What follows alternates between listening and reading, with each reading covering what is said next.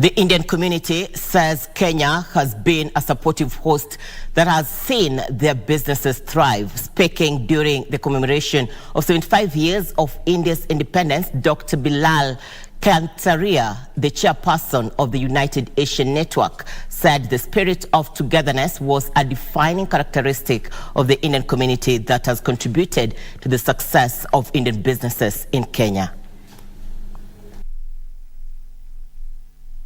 So Kenya government is engaged in creating larger markets that go beyond Kenya for business people in Kenya. And so when Indian business people set up in Kenya, they basically are able to access a much larger market, not just the 50 million plus market, but we're talking now about, for example, in the ESC context, a market of 100 or 100,000 people. But when you expand that to the IGAD region now, you're really talking about almost 250 million people. And so there are all sorts of strategies that government has put in place, whether in the area of fairer taxation, in the area of improved infrastructure, in the area of licensing, in the area of removing tariffs and barriers and non-tariff barriers, among others, to really make sure that we are able to do business in Kenya and from Kenya much more optimally. Sort of happy to note that the Indian origin diaspora in Kenya has played a key role in the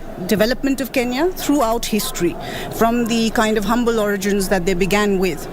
But more important is the potential for them to do more, and the potential for them, from my perspective, to be a bridge of understanding and friendship between India and Kenya. It's a very historical relationship, it's a very old relationship, and the diaspora can play a role in bringing us even closer, and more importantly in working with Kenya's priorities and India's capacities to see how we can align them and get greater Indian investment, greater Indian expertise, and get some of those exchanges going that will be to the benefit of both countries. The Indian community work extremely hard, long hours. The second one, culturally, we all stick together. As you know, we stay in the same house, families, extended families live in the same house. Third thing, we train our younger generation quite quickly to join the business, which I think other communities don't do that. So if you look at my father, from a very young age, he was training me to take over the business, my brother and I.